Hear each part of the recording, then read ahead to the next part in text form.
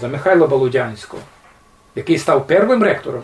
До кінця теж інтересна картинка, бо обстали 3 кандидати на першого ректора. Із 3 кандидатів на першого ректора перший ректор Петербурзького університету. Петербург, прекрасно, уже по Растреллі, так, по архітекторах італійських, Мойка, прекрасні архітектурні проекти, прекрасний центр, вже не схожий на Росію. Це вже європейський варош, який мусить мати свій університет.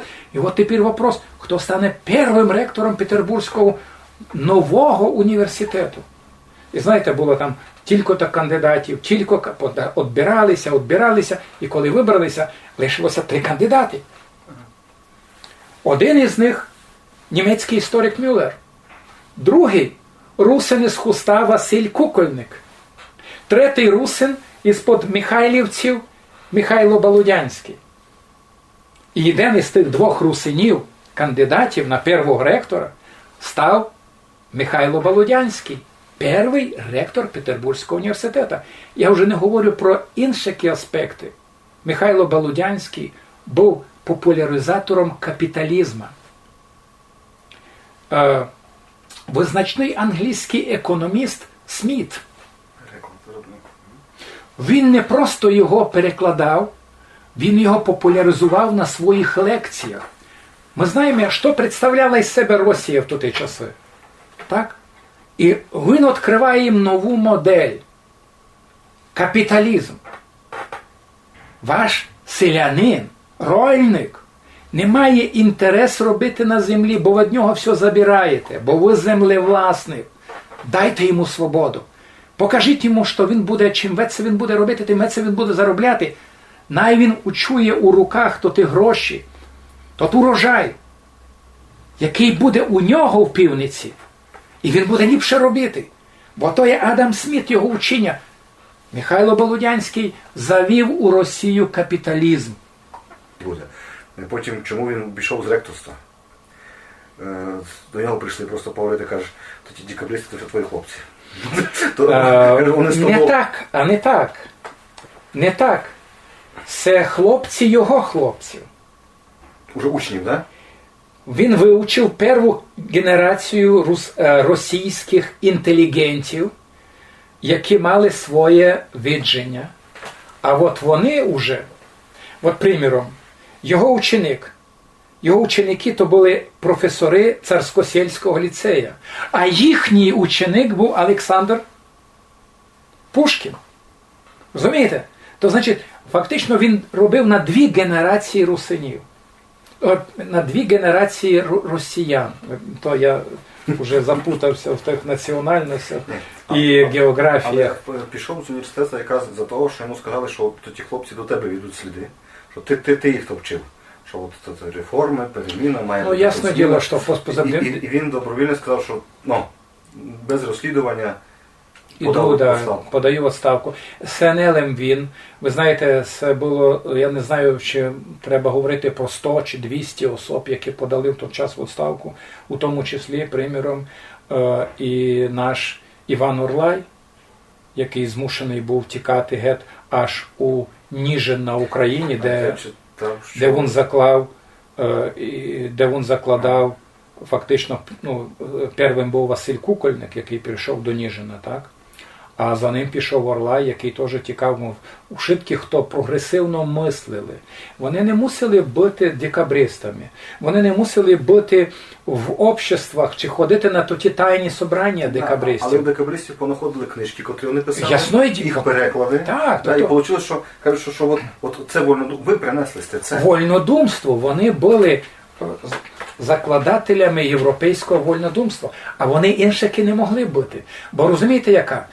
Царська фамілія, так, російський цар, він рішав, яку систему освіти завести в Росії.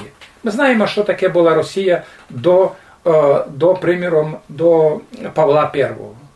Так? Бо при Павлові Павел І він покликав в 1801 році, коли вони прийшли, перший із наших емігрантів в Росію, вони прийшли у Петербург робити. Значить, а що Росія на той час себе представляла? Були дворянство, було, де мали гроші і мали, діти не ходили до школи. А нащо, яка мотивація до школи? Так я маю коло себе якогось там холопа, який мені прочитає ту книжку. Розумієте? І це, вони фактично завели нову, і цар думав, яку систему? От яка англійська система, так? Німецька система. Саму продвинуту систему освіти у той час була австрійська. Бо вона фактично, от раціо едукаціоніс, вона була написана ліпшими спеціалістами. Що таке освіта? Вона концептуально була пов'язана на далеку перспективу. Адже просвітенство, вона написана у рамках просвітенства як цілого філософського, естетичного, так, філософської, естетичної концепції. Туди додержувалися такої мислі, що люди неграмотні, вони можуть зачинати війни, бо вони неспокійні, вони не знають. А якщо людині дати освіту, вивчити, то щезнуть війни. То значить, самі великі філософи Європи переписувалися з з Марією Терезією, так? Вони радили робити так-то і так-то. У тому числі, колись вони переписувалися з Екатериною II, приблизно в ті самі часи, так? І вони теж радили, що треба народу? Щоб не було бунтів, дати освіту. І от сама ліпша освіта в ті часи була австрійська. І російський імператор визнав, що ми в Росію заведемо в Росії австрійську систему освіти. І зато кликали спеціалістів із Австрії, а кликали тих, хто хоч маленько міг навчитися досить скоро говорити по-російськи.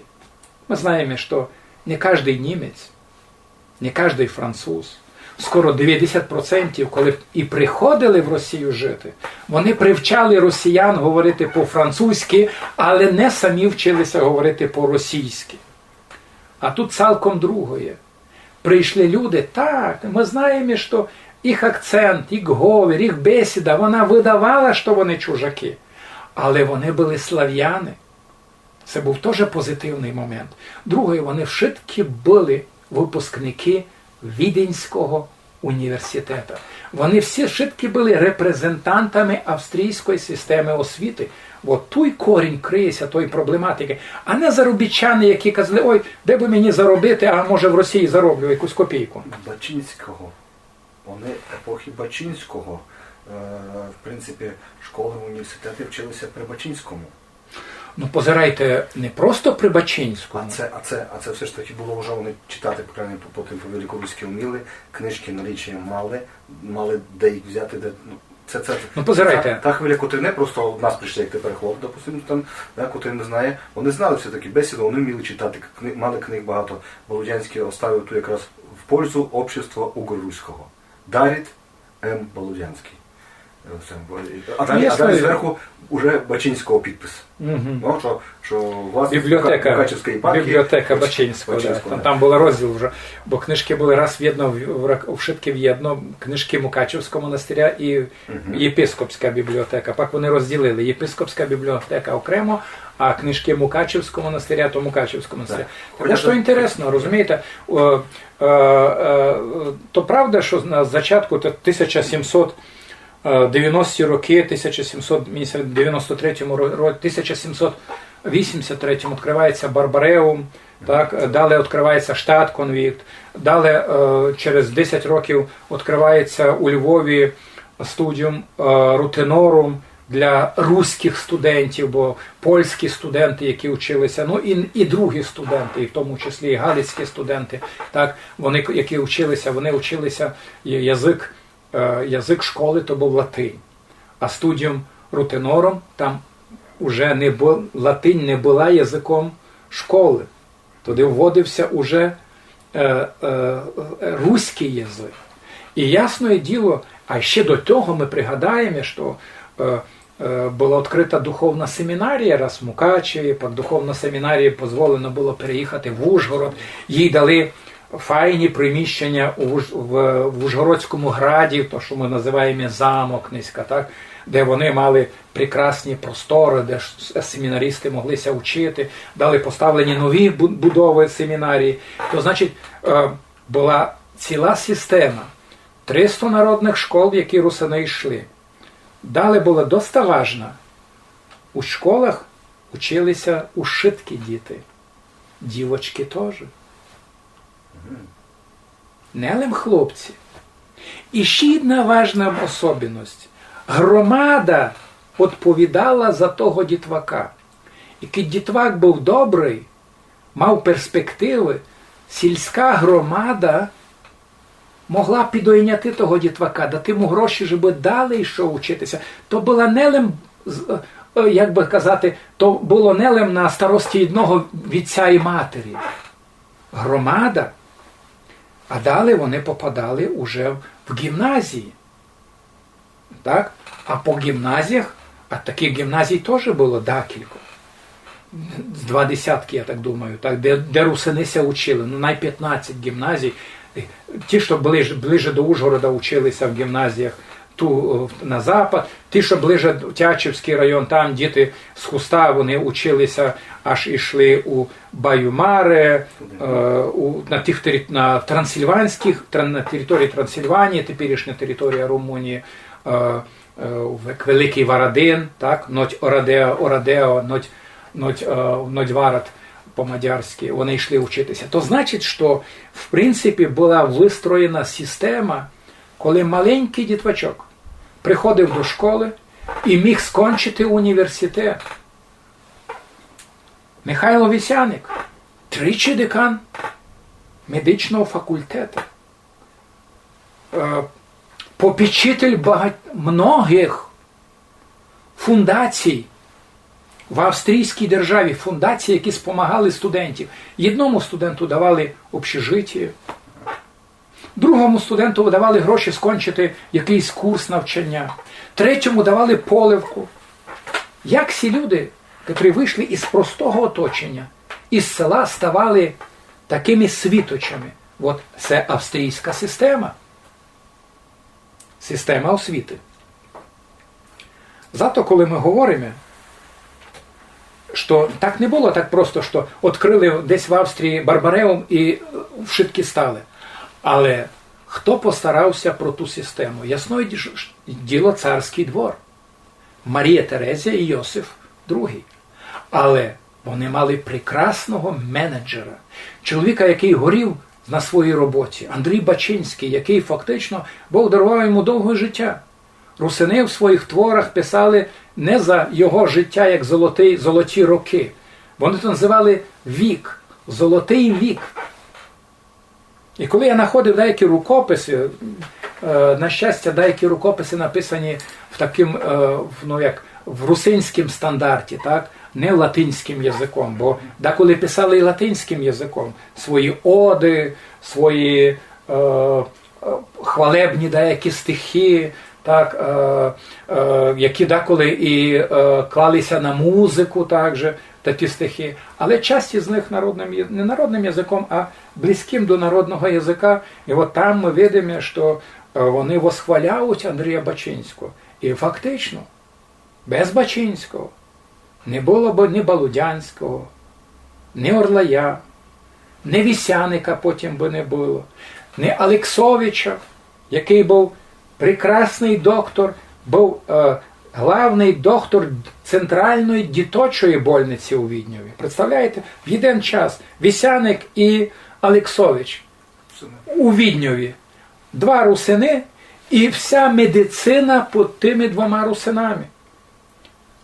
Фактично, і які русини? Авторитетні люди, той самий час, спеціалісти в своїй області. Час врач Петербурга імператора Орлай. Так. Ай. Петербурзький університет приблизно очолює Болудянський, а потім там ці консисторії преспіранські. Навіть Дако писав, що він преспіранський був для того, що іностранець. І казали, що його самого не лишати, кажуть. Тому пускай, понятно, що Спиранський там 2 тижні не був, цей, да, як називалось там, ну як тоді називалось, колегії, да? То колегія. Да, каже, 2 тижні там не був Спиранський, каже, але все одно він там рахується, що він старший. Понятно, що там Болудянський все робить, да, каже, але просто за ним позирайте, і закінчилось тим, ну, ліберальні ідеї, все. Ну там було інше маленько, я би сказав. Там ще про лібералізм не говорилося, там йшло за те, що система юриспруденції в Росії була настільки поплентана, що її ніхто не міг рішити. Ну так він теж І кодифікувався. комісія Спиранського, колегія Спиранського, вона достала від імператора таке завдання – рішити цю проблему. Ну, якщо примітивно сказати, для одного закону за деякий гріх чоловікові треба одрубати руку. Для другого закону, так, Російської імперії, за той самий гріх треба було погладити по головці. Ніч не робити. То значить, треба було всі закони звести докупи, їх уніфікувати. І ясно діло, що Спиранський, як високий царський урядник, він ту роботу не робив. Ту роботу робив Болудянський. А до кінця Росія визнала це. Бо Болудянський такой по тому, ми знаємо, що всі закони Російської імперії були зведені до одного зборника у 14 книжках. І Болудянський достав титул графа і свій родовий герб, на якому було вензель, римська цифра 14. Так, за ту працю. Пам'ять на те, що то Болудянський для Росії зробив таку унікальну роботу. Так що другий вопрос, що яка була доля самого Спиранського, я думаю, він був титульна особа. Це як у совєтські часи міністр. Менеджер такий. Міністр. Низька він міністр сільського хозяйства, а завтра він міністр промишленості, а післязавтра він міністр школьства, освіти. Бо він просто урядник. І менеджер такого рівня. Ну да, він мусить від імператорського того двора достати імпульси і спустити їх своїм. Але направду так, Болудянський. Ну а хто міг робити? Болудянський був спеціаліст. Вони прийшли в Росію робити як спеціалісти.